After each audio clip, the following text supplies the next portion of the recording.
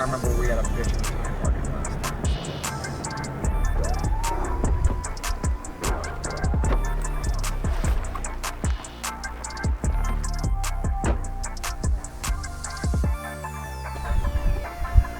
You can hear people working.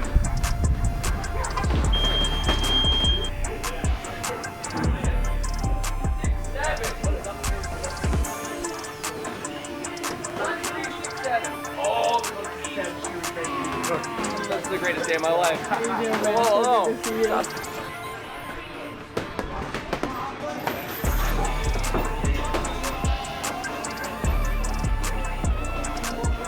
Nice, I love it.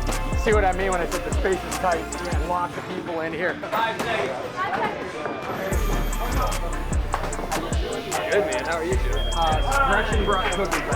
Fuck yeah. There you go. Love it, dude. Cool. What's up? Good to How are see you, you. dude?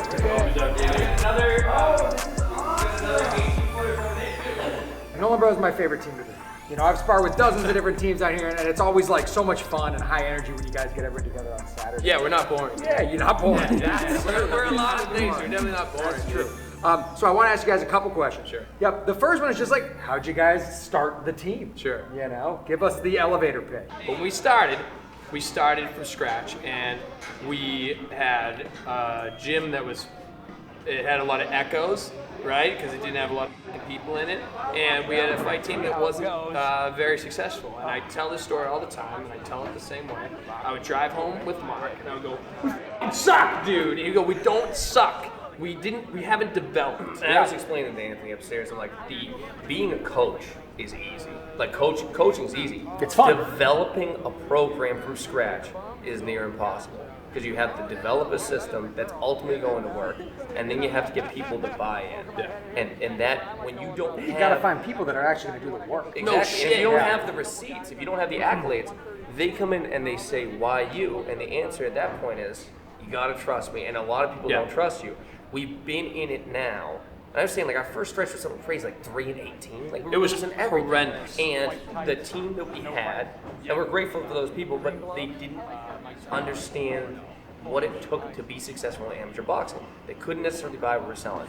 It's, you have to be there, you have to understand the fundamentals, drill the fundamentals, and listen to the coaching. You also have to put in the work. Yep. So the better the team got, the better the team got. And Yeah. you said that, you know, we started a handful of people, and now we have, I think, registered with USA Boxing around 35, 40, and it ranges all the way from just starting out to novice to open to a handful of pros. That's and spectacular. when they are putting in the work, they can echo our voice because they've been through the system of the channels. In terms of the system, though, too, it's important to say, like, Mark and I have like a very defined role, yin and yang type relationship. Like, I'm the engine, Mark's the brakes. We're doing these fundamental classes. I'm like, Mark, no one's gonna want to do this shit. Mark goes, well, do you want to win fights? Or do you want? And I go like, but after a while, I'm like, oh yeah, actually, I want to win fights, right? And then when I let Mark talk like a robot and explain 3 lanes of traffic, like I'm listening to you fucking explain and get your head off the center line, blah blah blah. But that's high level. You know what I'm saying? I know what you mean. I said Matt is like, so like I'm like a dictionary, Matt's like an epic poem. And like unless you have the words, you can't do it. Matt's fight IQ, ring IQ, in the real time is exceptional, far superior to mine. So much so that when we work fights, I only work the apron. I'm never the first. I wrap your hands. When the bell rings, I put the stool under, I put ice in your back, I pull your mouth guard, and I tell you to breathe. This is just math. And I'm not being self-deprecating in the sense that, like, of course, I understand the sport of boxing and I can understand the fundamentals, but I also know, like, in the moment, like, I fucking definitely objectively won fights between rounds with my fighters. Oh, yeah. Because the foundation Mark has laid, I can call things out, I can make improvements, and if my fighters have bought into the system, I can win fights. Something I say to my guys all the time is that like a boxing match is half sport, half fight.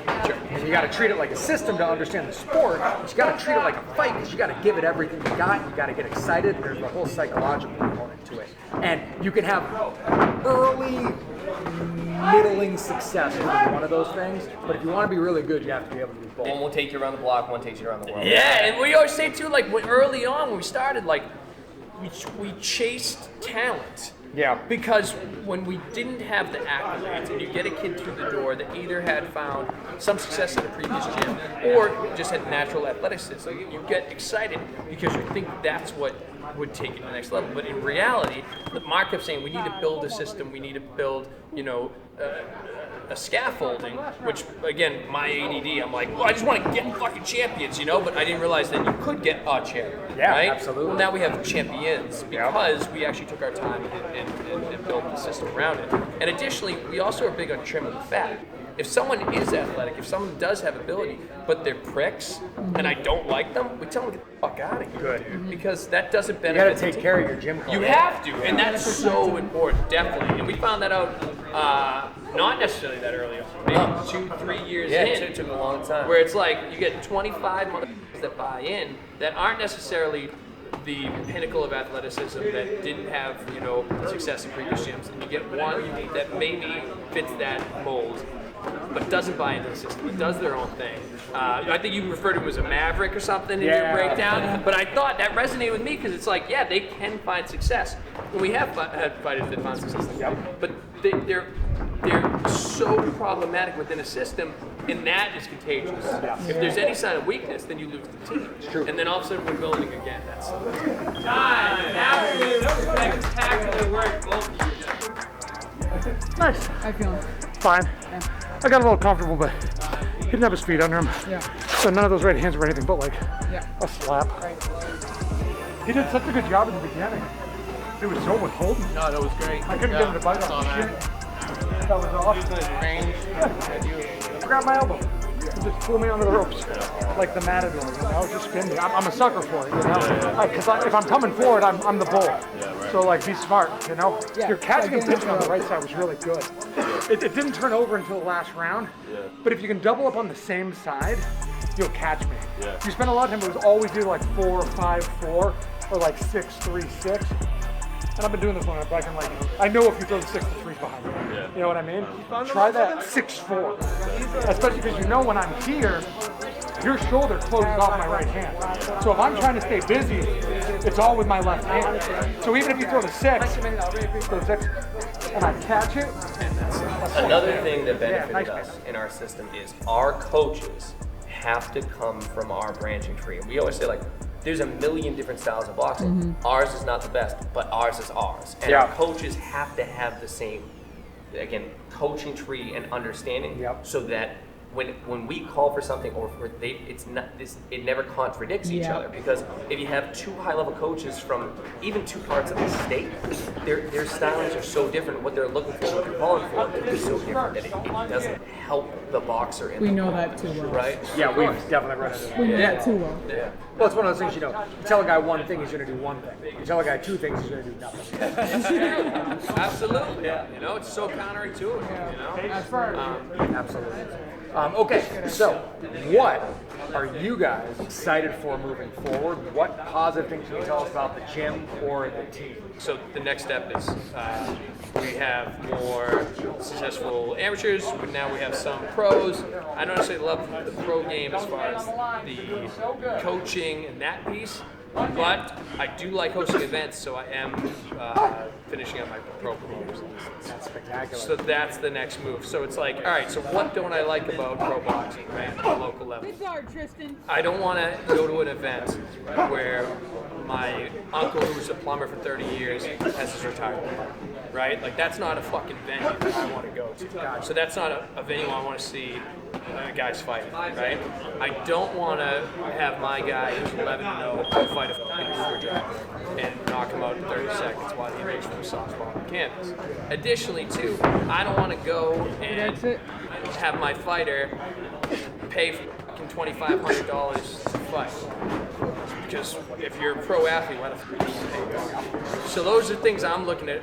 The idea going into it, I want to put on good fights at good venues with pay that makes sense. We don't want 10 fights with 9 first round knockouts and 8 sides. It's just not good. I respect that. You know what I mean? So that's the next step. Now, how are we going to do it? We have some stuff that I guess like and subscribe, dude. Just maybe we'll do a follow-up. You guys will be there for the first event. You know what I mean? We will be at the Nolan. You guys will get. I on. promise you media credentials for fucking team. What's up? Yeah, team contact.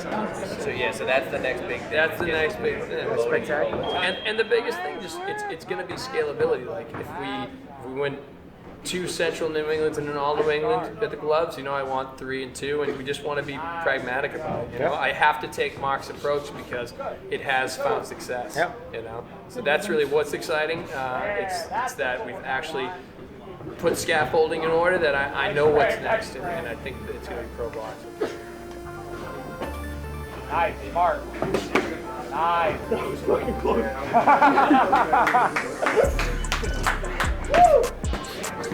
Head off line, swim. Swim better.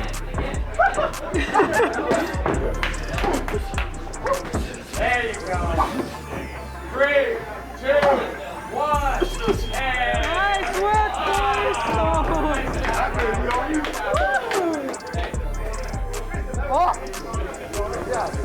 Nice job, man. good job, man. Good job. Hell yeah, buddy. Nice job, brother. Fucking fine. Yeah. You in here, they over there. Why don't we put him? Cool. One more round, then they're over here, and those are our last guys. You were boxing. You were doing great. Every time you tried to get your foot off the gas and rest in front of him, he fucking lit you up. Okay. A perfect guy to have. Yeah, every time he was still in volume, I was getting stuck. That was great. Yeah, man, good job. Just still little. Yeah, Mark. Again, I'm the engine, he's the brakes. You know what I mean? You need both. But like, yeah, when we had the other gym, you know, 2 days later, I was like, Mark, I found a warehouse in Waltham. He's like, what the fuck are we doing? You know, this is just what we do. You know, and talking about just being objective, too, just throwing this dig out there. Like, you got to look at, and like, you guys are a good example. Like, oh yeah, here's my breakdown of the gloves where we swept. You must be a decent coach if your team sweeps the We glove. talked about this upstairs. Oh, did you? He's saying, you know, if you get traveling, the box, some kids like in college are like, hey, I'm gonna try out a gym. What should I be looking for? For Anthony said the same thing I said, is an active, successful, competitive fight team. And I talk about there's a lot of people. There's a few different types of gym, and again, it's just being factual. This is the hurt business. It's a dangerous game to be in. There's a couple types of gyms that I have reservations about. There's a lot of gyms that haven't been in the sport long enough to open their own gym. And we love charity boxing. It raises a ton of money, but you shouldn't be having one charity boxing match and opening a gym because that's how people get hurt. Conversely, a lot of people open their gyms and they trumpet their own personal fight accolades, and that's wonderful. If you're an incredibly high-level pro, obviously that means something. If it doesn't transition to any success, if I'm not seeing you with the gloves and you're not winning, I'm not seeing you at the local tournaments, then what good is your experience? Like, unless you're producing, I understand you were successful. Can you make someone else Gotta successful? impart That's it. important. You as know, well. and like just to totally fucking shit on the other gym in Waltham, you Google this, dude. Like, you got 27 champions in 5 years, right? The other gym has like 2 wins, you know. Like, and if that is Boston. well, but it's like, do the math. Like, show me the lie, dude. Like, it's like, oh yeah, we have a nutritional specialist, and we have, you know, a meditation specialist, and we have, well, yeah, but what the fuck are you doing in the ring? Nothing. All right, cool. Then we're gonna beat the shit out of you, dude. You know what I mean? And it's we like, don't say that about other gyms. Like, again, like, when we're I'm not saying across about the you ring, guys. We're across the ring for you guys. We know we're in for. We're across the ring from Private Jewels, from Suns, from Boston Boxing. Like we know that we're Portland, Somerville, like there's all, even today upstairs we had Cherry Street, we had the Town, we had who else was upstairs? Yeah, I don't know. There's Fight Factory. Fight Factory, Rhode Island. Those guys are murderers. Like, Yeah. there's good dudes out there, and you know how. Go on their website, and you know, see a bunch of murderers. You go to fights, and you see them killing everybody, dude. You know, like, be objective, man. You know, not a bunch of dorks. And it's dangerous. You know? Yes! They get in there and like, oh yeah, well we know what we're doing, and then they get starched and people die. Yeah, because they have an online certification. It took me Yeah, 7 exactly. minutes. That's also what we talked about. That's bananas. Pay to play, So the and pay to again, play. That's hard. you see different, and we had our coaches' passbooks in 2000. Well, not coaches' cards. We didn't have passbooks back then in 2004. We didn't work corner for 7, 8, 9 years. And we learned And on that developed. test, they talked about like nutrition. It was like drink a ton of milk. Oh, don't take salt tabs. Yeah, it was from the 1930s. Yeah, it was like Jack LaLanne fitness. Yeah, so it was like, you know, me and Mark are like sophomores in high school taking a test that's like, yeah, drink a ton of milk, and we're like, and then they're like, you are a coach, and we're like, this doesn't pass the smell test, dude. You know what I mean? Hands up, hands up. Hands up. Nice job, guys. These guys are awesome. I love Nolan Brothers. The team's really good. I always get good work in it when I come here. It's not the Bambara boxing system, but it's an educated system, all right, that builds you to have success and to understand the sport. Definitely would recommend the gym. And sparring on Saturdays is wild and busy. Pretty busy. So come in here, lace the gloves up, and learn something so you can have success when you fight. Great job, I Pat. appreciate it. Great job, buddy. Thank you. Yeah. Good, man. Good. This was a lot of fun. Everybody got some good work in. I was trying to Nice get my job. composure. Yeah. I was super tense, using way too much energy. Yeah. the Yep. first. That happens. That's why I took the second off Yeah. to remember how to punch Yeah, yeah. and move. Good work, man. Good work. Yeah, spar went pretty well. Got a chance to swim in the pocket, which I don't usually get to do, especially during my fights. I'm usually, stuck at the end of someone's range. I got to work my way in. Yeah. Luckily, I was able to get on the inside within punching distance, Yeah. throw some uppercuts and some hooks, which I don't usually get to do. A lot of fun. Nice. My opponent was great, kept a great pace. Good So, chemistry. that was a great time. Nice, Love sweet. coming out here. I'm Good. definitely going to do it again. Nice. Good. Happy to hear it.